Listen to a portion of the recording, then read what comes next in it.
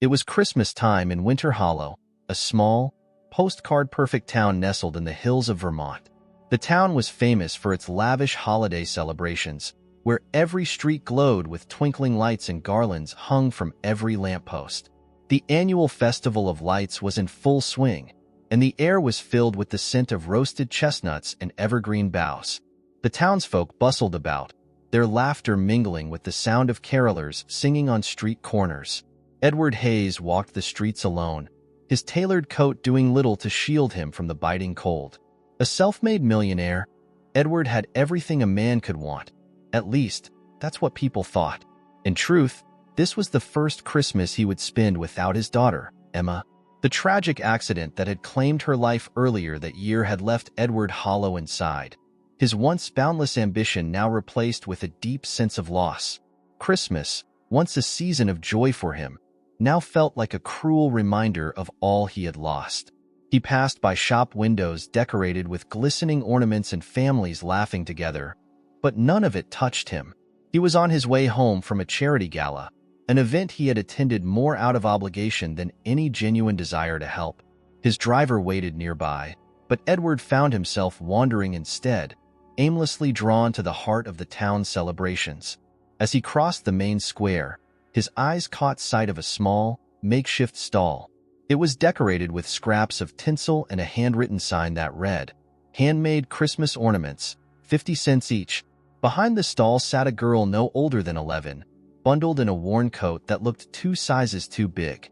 Her face was pale, her cheeks flushed from the cold.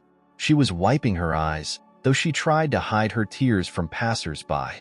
Edward paused. There was something about her, something that stopped him in his tracks. He didn't understand it at first, but as he studied her, a strange feeling came over him. She reminded him of Emma at that age. The resemblance was uncanny. The same wide eyes, the same determined set to her small chin. "Why are you crying?" he asked, his voice softer than he'd intended.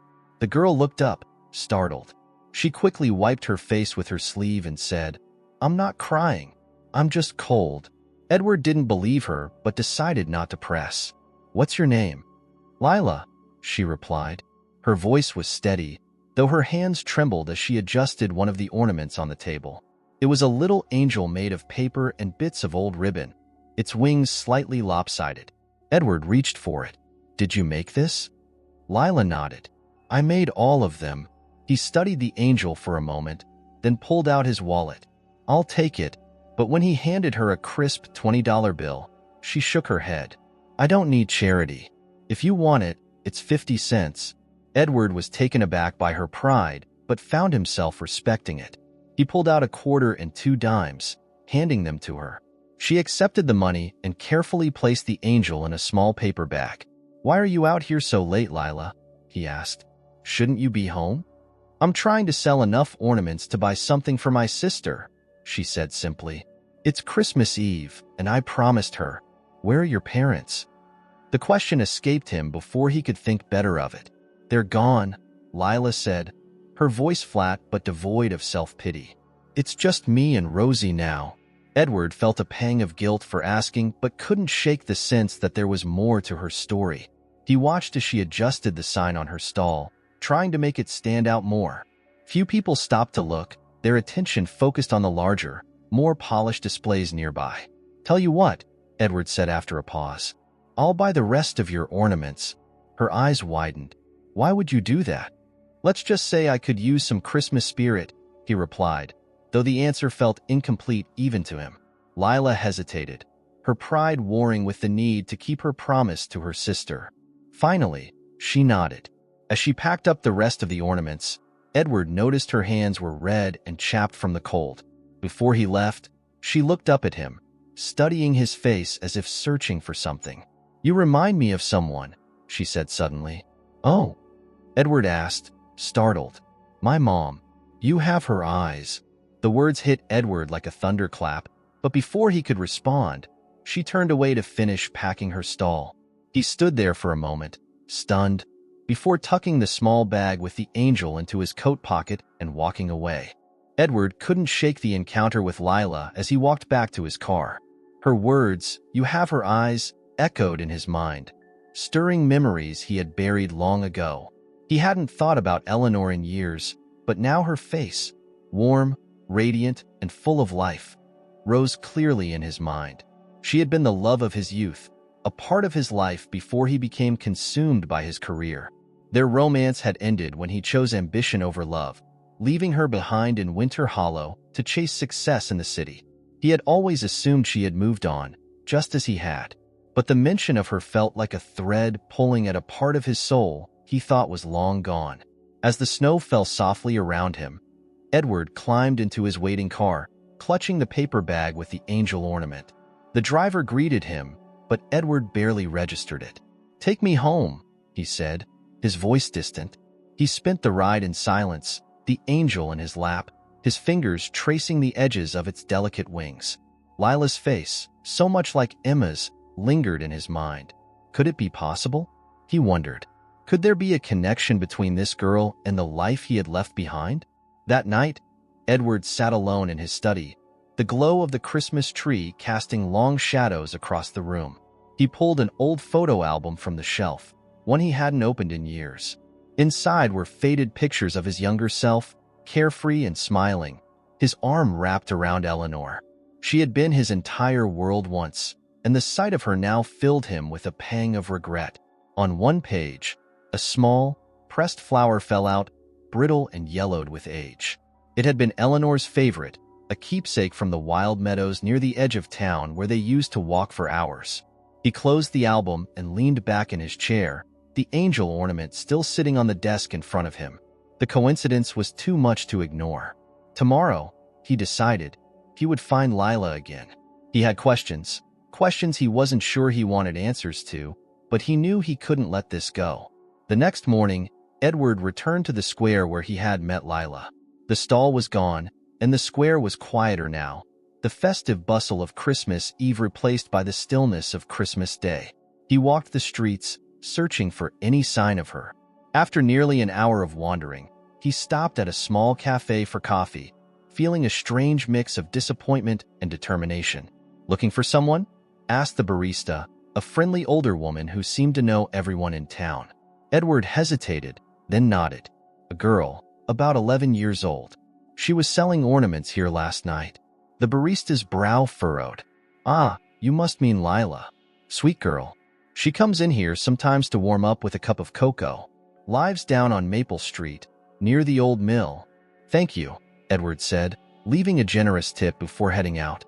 The address she gave him was in one of the poorer parts of town, an area Edward hadn't set foot in for decades. As he approached, the picturesque charm of Winter Hollow gave way to peeling paint and cracked sidewalks. He found the building easily. It was small and run down, with a sagging porch and a dim light in the window. Edward knocked, his heart pounding. For a moment, there was no response, and he began to wonder if he had made a mistake. But then the door creaked open, and there stood Lila, looking up at him with wide eyes. "You came back," she said, surprised but not unhappy. "I wanted to see you again," Edward said. "May I come in?" Lila hesitated, glancing over her shoulder. "Rosie's sleeping," she said, her voice soft. "But okay." She stepped aside, and Edward entered the small apartment. The space was cramped but tidy, with makeshift holiday decorations strung across the room. In one corner, a little girl, no more than 5 or 6, was curled up on a worn couch, wrapped in a threadbare blanket. Lila gestured for Edward to sit at the tiny kitchen table. "I wanted to ask you about your mother," Edward began carefully. "You said something yesterday about me having her eyes. What did you mean by that?" Lila tilted her head, studying him as if trying to decide whether to trust him. Finally, she stood and pulled a small tin box from a shelf. From it, she retrieved a photograph, worn and faded but still clear enough to see. She handed it to Edward, who felt his breath catch as he looked at it. It was Eleanor. She was younger than he remembered, but there was no mistaking her. She stood in front of a small house, smiling, a baby in her arms. "That's my mom," Lila said. "And that's me when I was a baby." Edward's hands trembled as he held the photo. He could barely speak. "Your mother, Eleanor. He stopped, his voice breaking. "She died when I was 5, Lila said quietly. She got sick. It's just been me and Rosie since then. Edward's chest tightened as the weight of her words sank in. Eleanor was gone. The woman he had loved, the woman who might have been the mother of his child, was gone. And yet here was Lila, a living, breathing connection to the past he thought he'd left behind. He looked at her, his eyes filling with tears. Lila, I think I might be your father. Lila stared at him, her face a mixture of shock and confusion. What? Edward reached across the table, taking her hands in his. I don't know for sure, but I knew your mother a long time ago. I loved her, and when I look at you, I see her. I see Emma, my daughter. I see family. For the first time, Lila's tough exterior cracked, and tears welled up in her eyes. She pulled her hands away, hugging herself tightly. You can't just come here and say that, she whispered. You don't know what it's been like. Edward's voice softened. You're right. I don't. But I want to. I want to know you. And Rosie, I want to make things right if you'll let me. Lila didn't answer, but for a moment, Edward thought he saw a glimmer of hope in her tear-filled eyes. Lila didn't say anything for a long time. She sat at the small table, her arms wrapped tightly around herself, her gaze fixed on the floor. Edward wanted to say more, to fill the silence with assurances and promises, but he knew this moment wasn't about him. It was about her. He could see how much she was struggling to process what he had just told her, and he didn't want to push her away by speaking too soon. I don't know what to think, Lila finally said, her voice barely above a whisper. You say you might be my dad, but where were you all this time? Why didn't you come for us before? The question hit Edward like a blow. He leaned forward, resting his elbows on the table, and ran a hand over his face. I didn't know, Lila, he said softly. If I had known, things would have been different. Your mother and I, we loved each other a long time ago, but I left Winter Hollow. I thought she had moved on, that her life had taken a different path. I never imagined. His voice trailed off as he looked back at her. I never imagined you existed. Lila's expression softened slightly, but her guard didn't drop entirely. Mom never talked about you much, she admitted. She just said there was someone she loved, but he wasn't around anymore. She always seemed sad when she talked about it, so I stopped asking questions. Edward felt a lump form in his throat. The thought of Eleanor carrying that sadness for years, raising Lila and later Rosie on her own, was almost too much to bear. Your mother was an incredible woman, he said. And if I failed her, if I failed you, I'm sorry. Lila didn't respond immediately, but she didn't pull away when Edward reached out and placed a hand over hers. For a brief moment, a fragile connection formed between them, one that felt as though it could either break or grow stronger with time. Before either of them could say more, a soft whimper came from the couch. Rosie was stirring, her small form shifting under the blanket.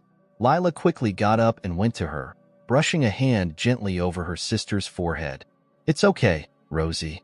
Go back to sleep.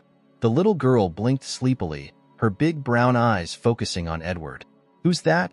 She asked in a small, curious voice. Edward smiled gently. I'm a friend of your sister's, he said, not wanting to overwhelm the child with too much information.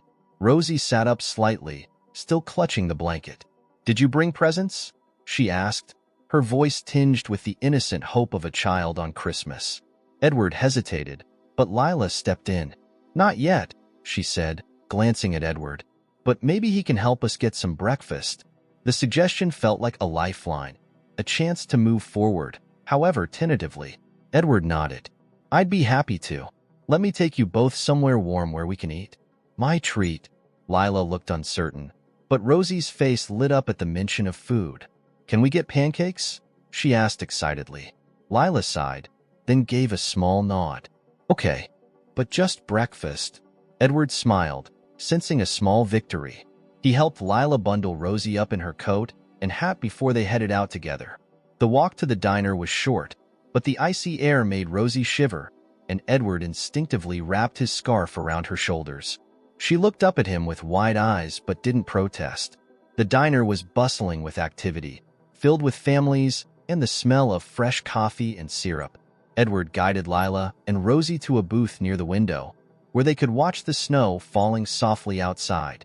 The waitress greeted them warmly and took their orders, her eyes lingering on Lila and Rosie with a mix of curiosity and kindness. As they waited for their food, Edward couldn't help but notice how protective Lila was of her sister. She kept a close eye on Rosie, helping her unwrap her utensils and carefully pouring syrup on her pancakes when they arrived. It was clear that Lila had taken on a caretaker role far beyond her years, and Edward's heart ached to think of how much responsibility she had been forced to bear. "You're a good sister," he said quietly, not wanting to embarrass her but feeling the need to acknowledge it. Lila glanced at him, her expression guarded. "Someone has to be," she said simply. Edward nodded, deciding not to press the point. Instead, he turned his attention to Rosie, who was happily eating her pancakes. "These must be the best pancakes in town," he said with a smile. Rosie giggled. "They're so good. We don't usually get to eat out like this." Edward's smile faltered slightly, but he quickly recovered. "Well, maybe we can make it a tradition," he said. "Christmas pancakes every year." Lila looked at him sharply, her eyes narrowing. "You can't just show up and start talking about traditions," she said, her voice low but firm. "You don't even know us." Edward held up his hands in a gesture of surrender.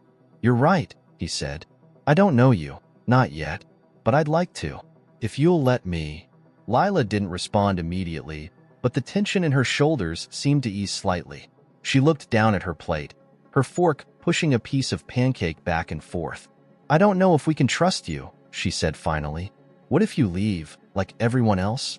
Edward's chest tightened at her words. "I'm not going anywhere," he said, his voice steady. "I promise you that." Lila looked at him, her eyes searching his face for any sign of dishonesty. For a moment, Edward felt as though the weight of her entire world rested on whether she believed him or not. Finally, she gave a small nod, and though it was barely perceptible, it was enough.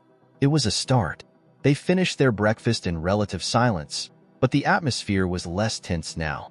Rosie chatted happily, filling the quiet with stories about her favorite Christmas movies and her dreams of what Santa might bring her. Edward listened intently, soaking in every detail, while Lila watched him carefully, as if waiting to see if his interest was genuine. When they left the diner, the snow had started to fall more heavily, blanketing the streets in white. Edward walked them back to their apartment, the quiet crunch of their footsteps the only sound. As they reached the door, Lila turned to him, her expression unreadable. "Thanks for breakfast," she said. "But I still don't know what to think about all this."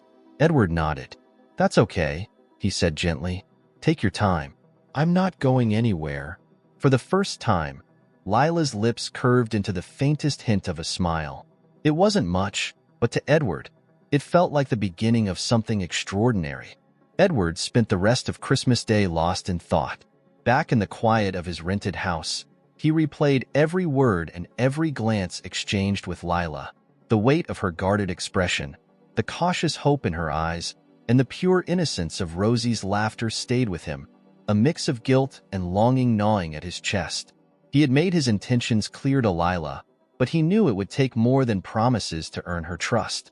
He had to show her, through actions, not words, that he wasn't going to disappear like so many others in her life. The next morning, Edward awoke with a renewed sense of purpose. For years, he had thrown money at causes during the holidays, funding charities and attending galas that gave him the illusion of goodwill. This time, however, the stakes were personal. Lila and Rosie needed more than fleeting generosity. They needed someone who would be there for them, not just for Christmas, but every day after. Edward began by making a few discreet calls. He contacted a trusted private investigator to learn more about Lila's and Rosie's circumstances. He wanted to know everything, how they'd been living, whether there were any relatives who might challenge his role in their lives, and, most importantly, what kind of future they faced without his intervention. He also reached out to a lawyer to explore the possibility of gaining custody, though he knew it was far too soon to discuss that with Lila. As he waited for answers, Edward decided to start smaller. He returned to the town square, where the remnants of the Christmas festivities were being cleaned up. The twinkling lights remained, but the bustling crowds had thinned. Edward visited local shops and quietly gathered supplies, warm coats, sturdy boots, and groceries. He didn't want to overwhelm Lila, but he couldn't bear the thought of her and Rosie going without essentials during the harsh winter. Later that afternoon, Edward returned to their apartment, balancing the bags in his arms as he knocked on the door. This time, it was Rosie who answered, her face lighting up when she saw him. "You came back," she exclaimed, stepping aside to let him in. Lila appeared from the small kitchen, her expression wary as she wiped her hands on a dish towel. "What are you doing here?" she asked, her voice more curious than accusatory. Edward set the bags down near the door and gestured toward them. "I thought you might need a few things. Coats, boots, some food." Lila frowned, her eyes flicking toward the bags. "We're not a charity case." "I know," Edward said gently. "This isn't charity. It's family helping family." The words hung in the air, and for a moment, Edward worried he had pushed too far. But then Rosie, oblivious to the tension, began digging through the bags, pulling out a bright pink coat that made her squeal with delight. "Look, Lila, it's so warm." Lila's shoulders relaxed slightly, though she didn't smile. "You didn't have to do this," she said, her voice softer now. "I wanted to," Edward replied. "And if there's ever anything else you need, all you have to do is tell me." Rosie tugged at Lila's sleeve. "Can we try them on?" "Please," Lila sighed, but there was a hint of affection in her exasperation. "Fine, but only because you need a new coat." As the girls tried on their new winter clothes, Edward took a moment to survey the small apartment. The cracks in the walls and the threadbare furniture spoke volumes about their struggles. He felt an ache in his chest, not just for their current situation, but for the years he hadn't been there to help. He had no right to expect forgiveness, but he was determined to earn it anyway. Later, as they sat together around the small kitchen table, Edward tried to learn more about their lives. Rosie, ever the chatterbox, happily filled the silence with stories about school and her favorite books. Lila, however, remained quieter, her eyes flicking to Edward now and then as if trying to read his intentions. "What do you do?" she asked suddenly, cutting through Rosie's excited rambling. Edward set down his coffee cup and smiled faintly. "I run a company. We build things. Homes, offices, places where people can live and work." Lila nodded slowly. "Is that why you left? To build things?" Edward's smile faded. He considered his words carefully before answering. "I left because I thought that's what I was supposed to do. I wanted to be successful, to make something of myself. But looking back, I realize I left behind the things that really mattered."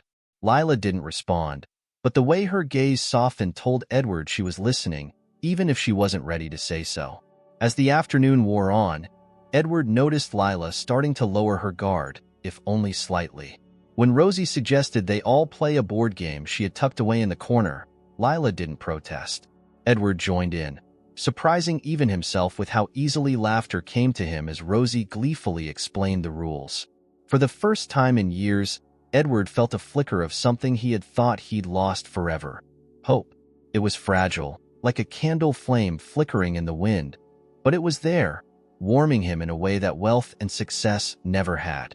When it was time for him to leave, Edward stood at the door, unsure of how to say goodbye. "I'll see you again soon," he said, looking at Lila. "If that's okay." Lila hesitated, then nodded. "Okay." As Edward stepped out into the cold evening air, he felt an unfamiliar lightness in his chest. He knew there was still a long road ahead, but for the first time, he believed it was a road worth traveling. For Lila, for Rosie, for the chance to finally become the man he should have been all along. The days that followed were filled with small but meaningful steps toward building something Edward hoped could one day resemble a family. He made a habit of visiting Lila and Rosie every couple of days, never arriving empty-handed but always careful not to overwhelm them. Sometimes he brought groceries or small treats for Rosie, like the coloring books she adored. Other times, it was nothing more than himself, eager to listen and learn about the two young girls who had unexpectedly become the center of his world. At first, Lila's skepticism lingered, her guarded demeanor firmly in place. She remained polite but distant, as if waiting for the moment Edward's promises would prove empty.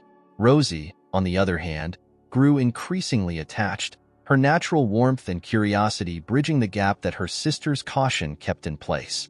Edward found himself cherishing the little girl's laughter and endless chatter, which filled the quiet apartment with a kind of joy he hadn't realized he was missing. One evening, as snow fell thickly outside their apartment window, Edward brought over a small box filled with ornaments and a modest artificial tree. He didn't want to assume too much, but he had noticed the absence of holiday decorations in their home and thought it might brighten their space. "Christmas is over," Lila said when she saw the box, her tone skeptical but not unkind. "I know," Edward said, smiling, "but I thought we could have one last celebration. Just us." Rosie clapped her hands excitedly. "Can we decorate it, Lila? Please." Lila hesitated, glancing between Edward and her sister. Finally, with a small sigh, she nodded. "Okay." Together, they set up the tree in the corner of the living room. Rosie eagerly unwrapped each ornament, her face lighting up at the colorful baubles and delicate strands of tinsel. Edward showed her how to hang them, lifting her so she could reach the higher branches. Lila worked more quietly, adding ornaments here and there while stealing glances at Edward. She seemed to be studying him, still searching for cracks in his sincerity. When the tree was fully decorated, Edward plugged in the lights, and the room was suddenly filled with a warm, golden glow. Rosie gasped, clapping her hands in delight. "It's so pretty." "It is," Edward agreed, his voice soft. He looked at Lila, who was staring at the tree with an expression that was hard to read. "What do you think?" Lila shrugged, but there was a faint smile tugging at the corners of her mouth. "It's nice." They sat together for a while, admiring their handiwork. Edward told them stories about the Christmases he used to spend with his daughter, Emma, when she was Rosie's age. He spoke carefully, aware that his memories might stir complicated emotions in Lila. But instead of growing distant, she listened intently, her eyes fixed on him as if trying to understand the man behind the stories. "Did Emma like Christmas?" she asked suddenly. Edward nodded. She loved it, especially decorating the tree. She used to insist on putting the star on top, even when she was too little to reach. "I'd have to lift her up every year." Rosie giggled. "I'd like to do that too." Lila glanced at her sister, her expression softening. "Maybe next year." Edward's heart swelled at her words. It was the first time Lila had mentioned the possibility of a future that included him. It was a small step, but it felt monumental. As the night wore on, Rosie grew sleepy, her small form curling up on the couch beneath a blanket. Edward stayed a little longer, talking quietly with Lila while Rosie dozed. He asked her about school, about her dreams, about the things she and Rosie liked to do together. At first, her answers were short and cautious, but gradually she began to open up, sharing small glimpses of their life before their mother passed away. "She used to sing to us," Lila said, her voice soft, "every night before bed. Rosie doesn't remember, but I do. It was always the same song." Edward hesitated, unsure if he should ask the question that was on his mind. "Do you miss her?" Lila's gaze dropped to her lap. "Every day." Edward nodded, his chest tightening. "I miss her too," he said quietly. "I didn't get to know her the way I should have, but she gave the world two amazing girls. And for that, I'll always be grateful." Lila didn't respond, but her eyes glistened, and Edward could tell his words had reached her. Before he left that night, Edward pulled a small envelope from his coat pocket and handed it to Lila. "This is for you," he said. "It's not much, but I thought you might like it."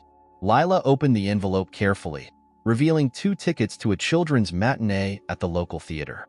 "Rosie's been asking about the Christmas play," Edward explained. "I thought it might be something fun for you to do together." Lila stared at the tickets for a moment, her expression unreadable. "Why are you doing all this?" she asked, her voice quiet but steady. Edward met her gaze, his eyes filled with sincerity. "Because you deserve it. Both of you. And because I want to be here for you, not just now, but for as long as you'll let me." Lila looked away, her fingers tightening around the envelope. She didn't say anything, but Edward saw the faintest flicker of something in her eyes. Maybe trust, maybe hope. It was fleeting, but it was enough to remind him why he was here. As he stepped out into the cold night air, Edward felt a sense of peace he hadn't known in years. He was still a long way from earning Lila's full trust, but he was beginning to believe that it was possible. For the first time in a long time, the future felt bright. Over the following weeks, Edward began to carve out a steady place in Lila and Rosie's lives. The visits became a routine, as natural as the snow falling over Winter Hollow, and with each one, the bond between them grew a little stronger. Rosie's enthusiasm was immediate and unrestrained. She treated Edward as though he'd always been part of their world, chatting endlessly and tugging on his hand to show him her latest drawings or favorite toys. Lila, however, remained more reserved. She engaged with him cautiously, as if testing whether his presence would truly last, or if he would vanish like so many other fleeting promises in her life. Edward respected her pace. He didn't press or push, but instead let his actions speak louder than words. On the days he visited, he brought small comforts, ingredients for dinner, a warm blanket he thought would brighten their couch, or a board game they could all play together. He spent hours fixing things around the apartment, the squeaky cabinet door, the dripping faucet in the bathroom, and the broken heater that had barely kept the girls warm through the coldest nights. He approached each task with quiet determination, knowing that every small effort mattered. It wasn't just the practical help that started to soften Lila's walls. Edward listened, really listened, to her. He paid attention when she spoke, whether it was a small comment about school or a rare mention of her mother. Slowly, she began to let her guard down, offering glimpses into the life she'd had before everything changed. She talked about the songs her mother used to sing, the stories they would make up together, and the nights they spent dreaming about a future that felt so far away now. One evening, as Edward sat at their kitchen table watching Rosie color, Lila spoke up from where she was folding laundry. "Mom used to say Christmas was magic," she said, her tone contemplative, "that no matter how hard things were, it was a time to believe in something good." Edward nodded thoughtfully. "Your mom was a wise woman." Lila hesitated, then looked at him directly. "Do you believe that? In Christmas magic?" Edward smiled faintly, the weight of his own losses reflected in his eyes. "I didn't. Not for a long time. But meeting you and Rosie, it's starting to feel like maybe your mom was right." The words hung between them, and for the first time, Lila didn't look away. Instead, she gave a small, almost imperceptible nod, as if accepting his answer. The breakthrough came a week later. Edward had been in contact with the private investigator he'd hired, who had finally pieced together Eleanor's story. Edward learned how she had worked tirelessly to provide for Lila after his departure, juggling multiple jobs while shielding her daughter from the struggles they faced. He also discovered that, shortly before her illness took hold, Eleanor had written a series of letters addressed to him. Letters she had never sent. The investigator had found them tucked away in a box at the shelter where Eleanor had once sought help, unopened and unsent, her fears of disrupting Edward's life outweighing her own need to reconnect. Edward was overcome with emotion as he read the letters. They were filled with warmth, regret, and hope.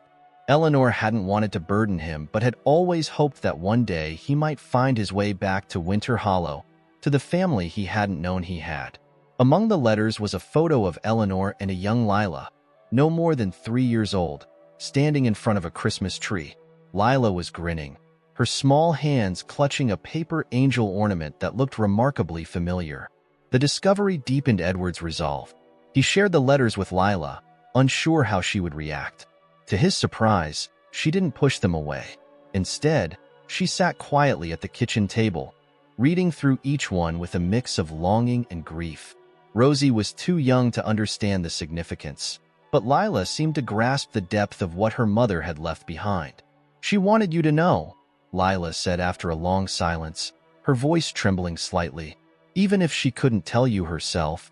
Edward reached across the table and placed a hand over hers. "And now that I do, I promise I'm not going anywhere. I'm here for you and Rosie, for as long as you'll let me be." Lila didn't pull her hand away this time. Instead, she nodded, her eyes glistening with unshed tears. "Okay," she whispered. In the days that followed, Edward began to take more concrete steps toward building a future for Lila and Rosie. He reached out to a lawyer to begin the process of formalizing his role in their lives, ensuring that they would have stability and security no matter what. He also made arrangements to move them out of their cramped apartment into a house in Winter Hollow, one that was warm and filled with light, a place where they could start fresh together. The move itself was a day filled with excitement and nerves. Rosie was thrilled, racing from room to room and marveling at the space they now had. Lila was more subdued, her emotions carefully guarded as always, but Edward noticed the way her eyes lit up when she saw the small room he had prepared for her. It was simple but filled with thoughtful touches: a cozy bed, a bookshelf for the few books she had mentioned loving, and in the corner, a desk where she could do her homework. "You didn't have to do all this," Lila said softly as she stood in the doorway of her new room. "I wanted to," Edward replied. "You deserve it." She turned to face him, her expression conflicted. "It's just a lot. I'm not used to people staying or caring." Edward crouched down, so they were at eye level. "I know it's going to take time," he said gently, "but I'm here, Lila. I'm not leaving. Not now, not ever." For the first time, her defenses fully cracked. She stepped forward and wrapped her arms around him in a hesitant hug. Edward froze for a moment, overwhelmed by the sudden display of trust, before he hugged her back, his heart swelling with emotion. That night, as the first fire crackled in the new home's fireplace, Edward, Lila, and Rosie sat together on the couch, wrapped in blankets and drinking hot cocoa. Rosie fell asleep first, her head resting on Edward's lap, while Lila stayed awake, her gaze fixed on the flames. "Do you think she'd be proud of us?" Lila asked quietly. "Your mom?"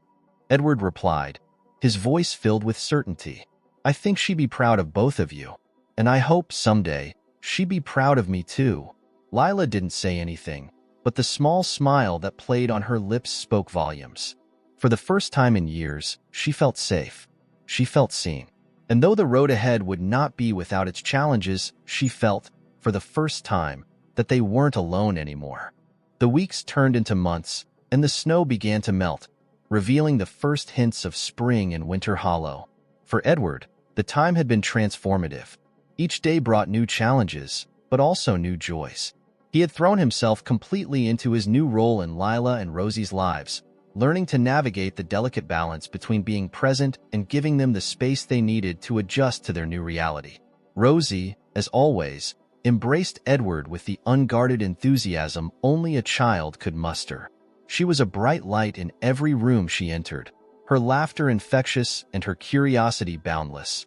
Lila, on the other hand, continued to approach him with cautious optimism. She was learning to trust, but Edward could see the lingering shadows of her past in her eyes. She had carried the weight of the world on her small shoulders for so long that letting go of that burden didn't come easily. One afternoon, as Edward sat at the kitchen table reviewing paperwork for his company, Lila joined him, her schoolbooks tucked under one arm. She hesitated for a moment before sitting across from him, carefully spreading out her homework. "Need any help?" Edward asked, glancing up from his papers. She shook her head. "I'm fine." He nodded, not wanting to push, but as the minutes ticked by, he noticed her brow furrowing in frustration. Finally, she sighed and shoved the notebook toward him. "I don't get it," she admitted reluctantly. Edward smiled, setting aside his work. "Let's take a look." The two spent the next hour going over her math problems, Edward patiently walking her through each step. It was a simple thing, but to him, it felt monumental. Sitting there with her, offering guidance and encouragement, he felt more like a father than he ever had before. By the time they finished, Lila was smiling. A real smile, not the hesitant, fleeting expressions he had seen before. "Thanks," she said, her voice soft but genuine. "You're a smart kid," Edward replied. "You just needed a little boost." Her smile lingered, and for the first time, she didn't immediately retreat to her room after they finished. Instead, she stayed at the table, quietly sketching in a notebook while Edward returned to his work. It was a small moment, but it felt significant, a sign that she was beginning to let him in. As the days grew longer and the warmth of spring began to seep into the air, Edward decided it was time to give the girls something they'd never had before: a real vacation. He spent hours planning every detail, wanting it to be perfect. When he finally revealed the surprise, a trip to a nearby lake cabin, Rosie's excitement was immediate and infectious. Lila, as expected, was more reserved, but Edward could see the flicker of anticipation in her eyes. The drive to the cabin was filled with Rosie's endless chatter and occasional bursts of music from the car radio. Lila sat quietly in the back seat, staring out the window, but her expression was calm, even content. When they arrived, the girls were awestruck by the cabin, a charming, rustic retreat nestled among towering pine trees with a clear view of the sparkling lake. Over the next few days, Edward watched as both girls began to relax in ways he hadn't seen before. Rosie spent hours splashing in the shallow water, collecting rocks, and chasing butterflies. Lila took longer to warm up, but Edward noticed her sneaking glances at the bookshelves in the cabin's cozy living room.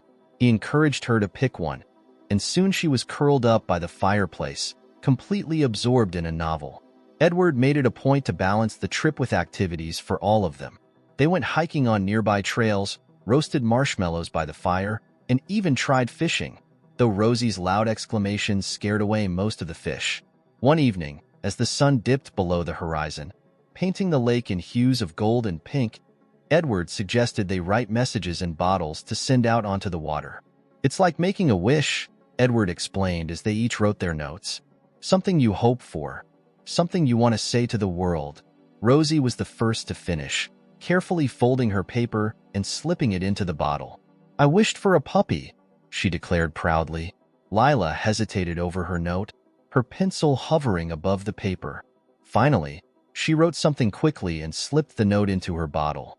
Edward followed suit, and together they walked to the edge of the dock to release their bottles into the lake. The three of them watched as the bottles drifted out into the water, carried by the gentle current. "What did you wish for?" Rosie asked, looking up at Edward. He smiled, ruffling her hair. "That's a secret," Rosie giggled, but Lila stayed quiet, her gaze fixed on the lake. Edward didn't press her, knowing that whatever she had written was hers to share or keep private. That night, as the girls slept soundly in the cabin's cozy bedrooms, Edward sat by the fire, reflecting on how far they had all come. The journey hadn't been easy, and he knew there were still challenges ahead, but moments like these made it all worthwhile.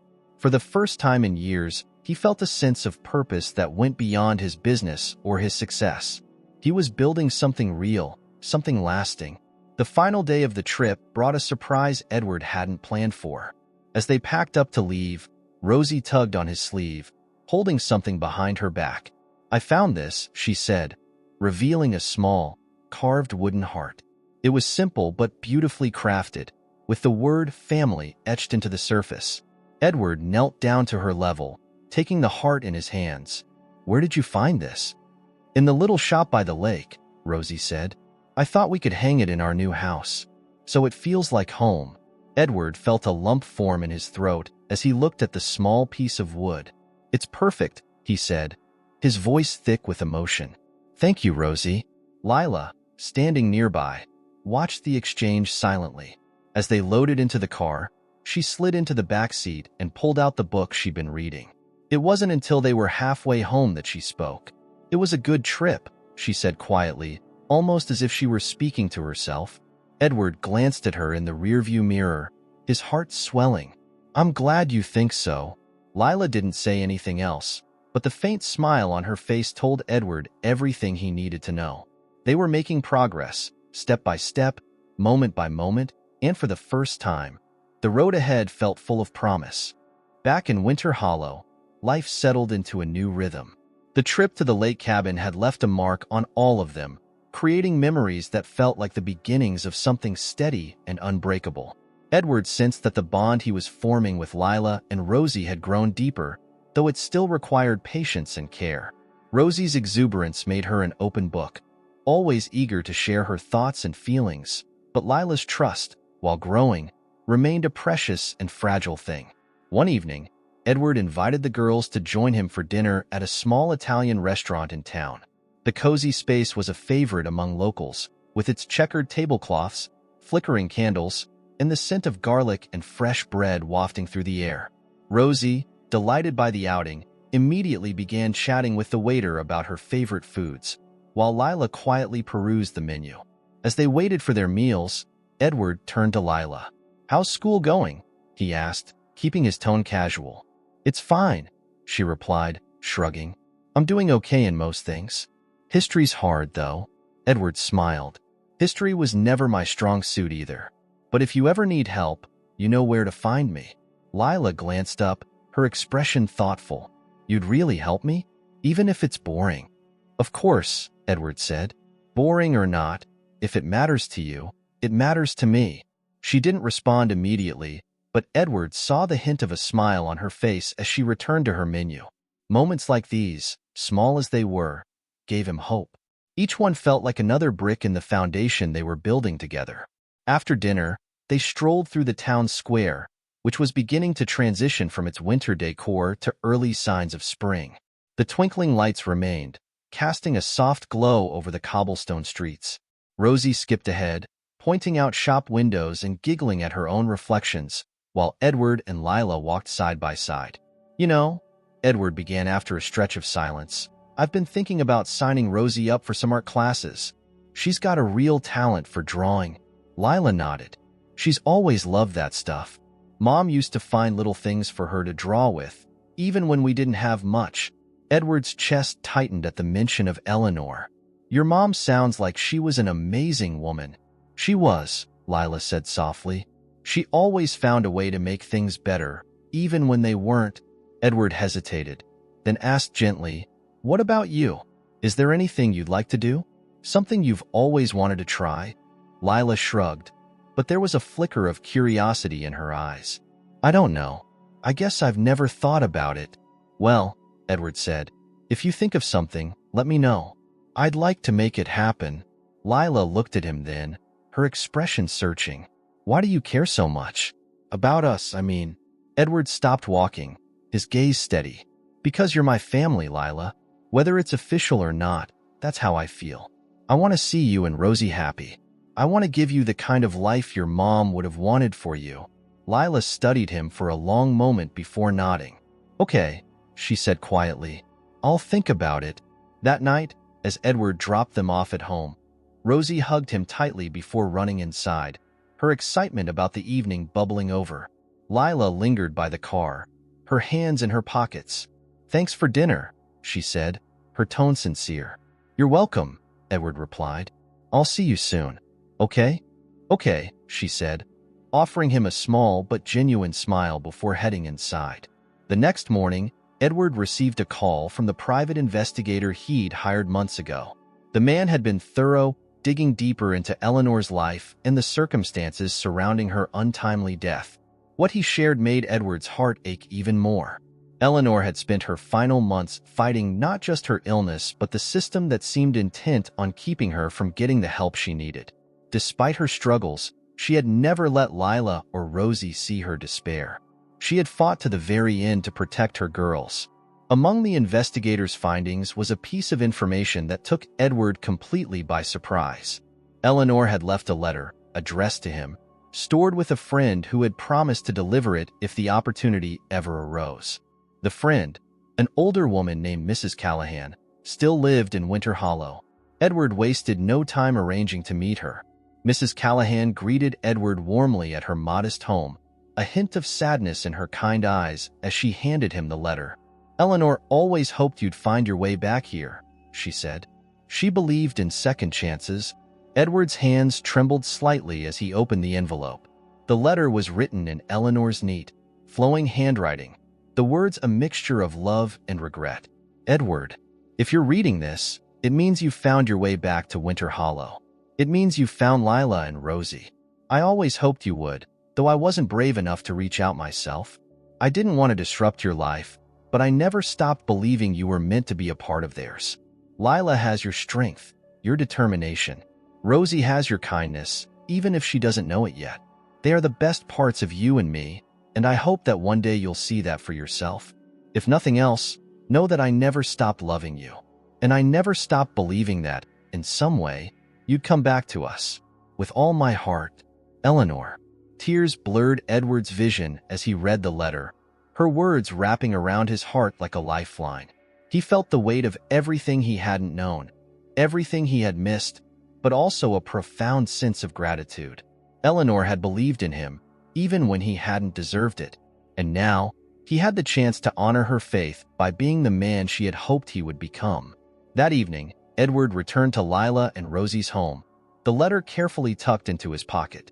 He didn't share it with them yet, feeling that the time wasn't right, but its presence gave him a renewed sense of purpose. He spent the evening playing games with Rosie and helping Lila with her homework, small, ordinary moments that felt extraordinary in their simplicity. As he left that night, Lila called out to him just before he reached the door. "Edward." He turned, surprised to hear her use his name so directly.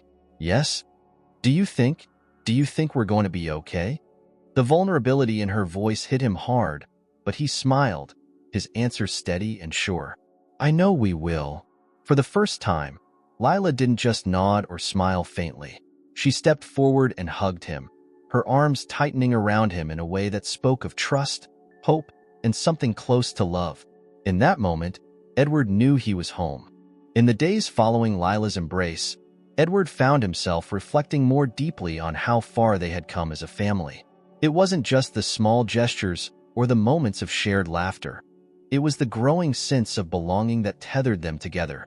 Every visit, every conversation, every small victory felt like another thread weaving a tapestry of connection.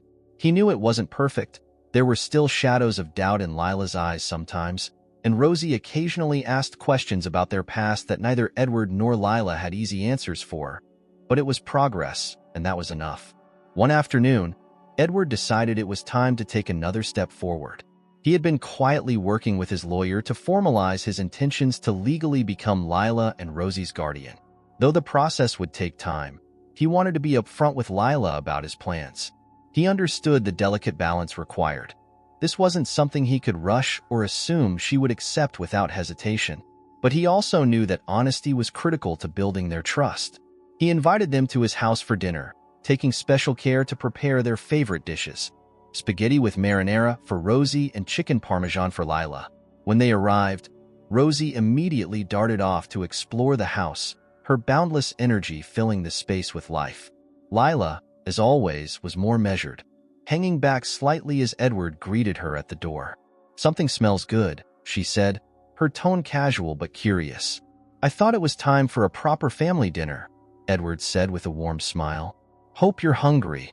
As they sat around the table, the conversation flowed easily at first. Rosie regaled them with stories about her art projects at school, her hands gesturing wildly as she described her latest masterpiece.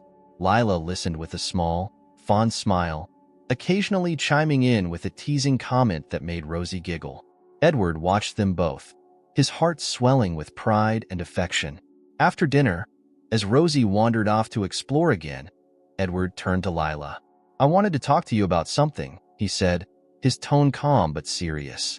Lila looked up from her plate, her expression wary but attentive. "What is it?" Edward took a breath, carefully choosing his words. "I've been thinking a lot about the future, about what it means to be part of your lives, and to make sure you and Rosie have the stability you deserve." She didn't say anything, but her posture stiffened slightly, her eyes narrowing as if bracing for bad news. "I've started the process to become your legal guardian," Edward continued gently. "It's not something I'm doing lightly, and I want you to know that it's not about taking anything away from you or your mom. It's about making sure that you and Rosie are safe and supported, no matter what." Lila's fork hovered over her plate, her brow furrowing. "What does that mean? Like adoption?" "Eventually, yes," Edward said. "But right now, it's just the first steps. And I want you to know that nothing will happen without your input. This isn't just my decision. It's yours too." Lila stared at him for a long moment, her face unreadable. Finally, she set down her fork and leaned back in her chair. "Why now?" she asked, her voice steady but laced with uncertainty. "Why do you care so much after all this time?" Edward met her gaze, his own steady and filled with sincerity. "Because I made a mistake leaving Winter Hollow all those years ago. I didn't know about you or Rosie, but I should have been there for your mom. I can't change the past, Lila, but I can do everything in my power to make the future better. For all of us." She didn't respond immediately, and Edward could see the wheels turning in her mind. She was weighing his words, testing their truth against the reality she had lived for so long. Finally, she spoke, her voice quieter now. "Rosie doesn't understand all this yet. She just sees you as the nice guy who buys her pancakes and plays games with her. But for me, it's harder." "I understand," Edward said gently, "and I'm not asking you to decide anything right now. Take all the time you need. Just know that I'm here, and I'm not going anywhere." Lila nodded slowly, her expression softening. "Okay." The moment felt like a turning point, fragile yet filled with possibility. Edward knew there were still barriers to overcome, but her willingness to listen, to consider his words, was more than he could have hoped for. As the evening wound down, Edward brought out a small box from the living room and handed it to Lila. "I found something I thought you might like," he said. She opened the box carefully, revealing a framed photo of Eleanor holding a young Lila. The photo was one Edward had found among Eleanor's belongings, restored and placed in a delicate silver frame. Lila's eyes widened, and she reached out to touch the photo, her fingers grazing the glass. "I remember this," she whispered. "It was Christmas. Mom made cookies, and we stayed up late watching movies." Edward smiled, his voice soft. "Your mom was amazing. She gave you and Rosie so much love. I hope I can honor that." Lila nodded, her eyes misty but bright. "Thank you," she said, her voice thick with emotion. As they prepared to leave that night, Edward hugged Rosie tightly, her giggles filling the air as she wrapped her arms around his neck. Lila lingered by the door, holding the photo close to her chest. "You really mean it, don't you?" she asked, her voice tentative but steady. "I do," Edward said. "With all my heart." She looked at him for a moment longer, then gave him a small, genuine smile. "Good." As Edward watched them walk down the path to their apartment, the weight of the moment settled over him. He knew the road ahead would still have its challenges, but for the first time, he felt a true sense of hope. They were becoming a family, slowly, imperfectly, but undeniably, and that was more than he had ever dreamed possible. Spring gave way to summer in Winter Hollow, and with it came a new sense of normalcy for Edward, Lila, and Rosie. The transition wasn't without its bumps. Lila had moments where her walls would go back up, and Rosie occasionally voiced confusion about why things had changed so much. But Edward remained steadfast, meeting each challenge with patience and love. He knew they were still navigating the uncharted waters of becoming a family, and he was determined to prove that he was in it for the long haul. One warm evening, Edward decided to host a barbecue at his house. It was a small gathering, just a few close neighbors and friends Edward had made in the community since returning to Winter Hollow.